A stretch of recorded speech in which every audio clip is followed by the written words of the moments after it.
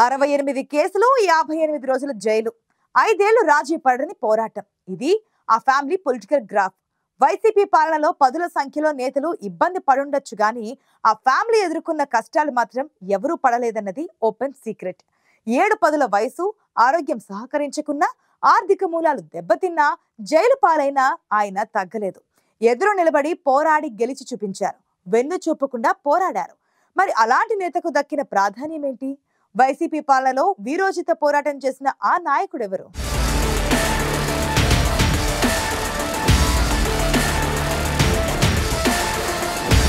అధికారం ఉంటే అంతా మేమే అధికారం లేకపోతే మాకు సంబంధమే లేదు నేటి తరం రాజకీయాల్లో చాలా మంది నేతలు ఫాలో అవుతున్న ఫిలాసఫీ ఇది తెలుగుదేశం పార్టీకి రాష్ట్ర వ్యాప్తంగా బలమైన కేడర్ ఉన్నా ప్రతిపక్షంలో ఉన్నప్పుడు కొందరు చూద్దామన్నా కనిపించరు అడపాదడపా మీడియా ముందుకొచ్చి మాట్లాడడం తప్ప పెద్దగా చేసేదేమీ ఉండదు కానీ కొందరు నాయకులు అధికారంలో ఉన్నా ప్రతిపక్షంలో ఉన్నా తగ్గేదేలే అంటున్నారు ఎలాంటి పరిణామాలు ఎదురైనా సరే ఫేస్ చేస్తామంటారు వారిలో ప్రధానంగా చెప్పుకోవాల్సింది జేసీ ప్రభాకర్ రెడ్డి కుటుంబం తాడిపత్రి కేంద్రంగా జేసీ బ్రదర్స్ దాదాపు 4 దశాబ్దాలుగా రాజకీయాలు చేస్తున్నారు తండ్రి నుంచి వచ్చిన రాజకీయ వారసత్వంతో జిల్లాలో బలమైన ముద్ర వేసుకున్నారు సుదీర్ఘ కాలం కాంగ్రెస్ పార్టీలో ఉండి అప్పట్లో జిల్లాని శాసించింది జేసీ కుటుంబం రాష్ట్ర విభజన తర్వాత కాంగ్రెస్ పార్టీని వీడి తెలుగుదేశం పార్టీలో చేరారు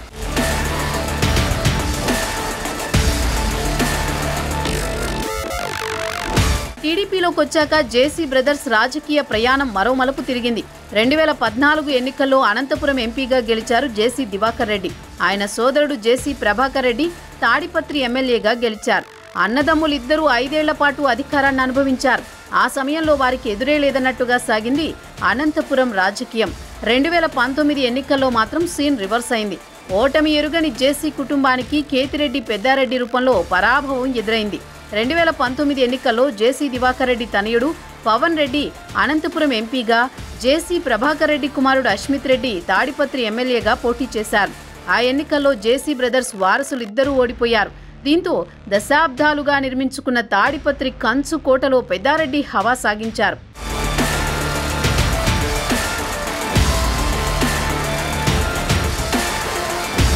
అధికారం పోయిన తర్వాత జేసీ బ్రదర్స్ పై వరుసగా కేసులొచ్చి పడ్డాయి జేసీ దివాకర్ రెడ్డి రాజకీయంగా దాదాపు తెరమరుగైపోతే ప్రభాకర్ రెడ్డిపై మాత్రం ఏకంగా 68 కేసులొచ్చాయి ఆయన కుమారుడిపై కూడా సుమారు 42 కేసులు మొదలయ్యాయి 58 రోజుల పాటు జైలుకు కూడా వెళ్లారు రాష్ట్రంలో టీడీపీ విపక్షంలో ఉండగా ఇలాంటి దారుణమైన పరిస్థితి ఎదుర్కొన్నది ఒక్క జేసీ కుటుంబం మాత్రమే అని చెప్పాలి పుట్టుకతోనే ఉన్నత కుటుంబానికి చెందిన జేసీ బ్రదర్స్కి ఎప్పుడూ ఇలాంటి పరిస్థితి ఎదురు కాలేదు కాంగ్రెస్లో ఉన్నా తెలుగుదేశం పార్టీలో ఉన్నా వారి ఆధిపత్యం కొనసాగింది కానీ ట్రావెల్స్ కేసులో వైసీపీ ప్రభుత్వం మొదట టార్గెట్ చేసింది ఆ తర్వాత ఒకదాని తర్వాత మరొక కేసు పెడుతూ వచ్చారు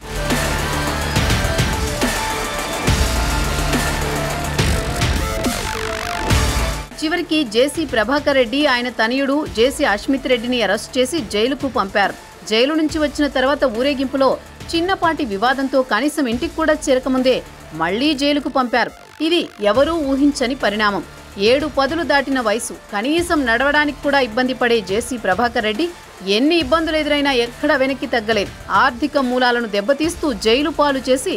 మానసికంగా కుంగదీసిన అదే దూకుడుతో ముందుకెళ్లారాయన తాడిపత్రి ఎమ్మెల్యే పెద్దారెడ్డితో చాలా ఇబ్బందులు ఎదుర్కొన్నారు జేసీ అదే సమయంలో పెద్దారెడ్డికి ఎదురొడ్డి నిలబడ్డారు పెద్దారెడ్డి ఏ పని చేసినా జేసీ ప్రభాకర్ రెడ్డి అభ్యంతరం చెప్పడం ఆందోళనలు చేయడం ఉద్రిక్తతలకు దారితీసింది ఓ విధంగా చెప్పాలంటే పెద్దారెడ్డిపై జేసీ పెద్ద యుద్ధమే చేశారని చెప్పాలి ఈ క్రమంలో జేసీతో పాటు ఆయన కుమారుడు అనుచరులు కూడా ఎన్నో కేసులు ఎదుర్కొన్నారు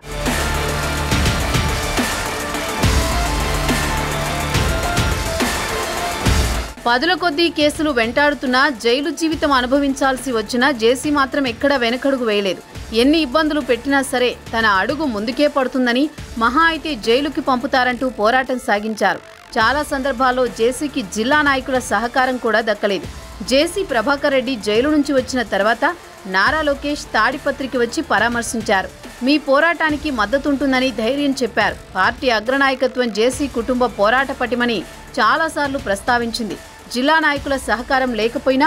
ఒంటరిగానే జేసీ ఫ్యామిలీ పోరాడుతూ వచ్చింది. ఆ పోరాట ఫలితంగానే 2024 ఎన్నికల్లో జేసీ ప్రభాకర్ రెడ్డి కుమారుడు అశ్మిత్ రెడ్డి భారీ మెజారిటీతో గెలిచారు. ఓ విధంగా చెప్పాలంటే జేసీ బ్రదర్స్ కి సాధ్యం కాని మెజారిటీతో అశ్మిత్ రెడ్డి విజయం సాధించారు. వైసీపీ ప్రభుత్వంపై ఉన్న వ్యతిరేకతకు తోడు 5 ఏళ్ల పాటు వీరు సాగించిన పోరాటం ఫలితంగానే ఆ స్థాయి మెజారిటీ వచ్చిందని చెప్పొచ్చు.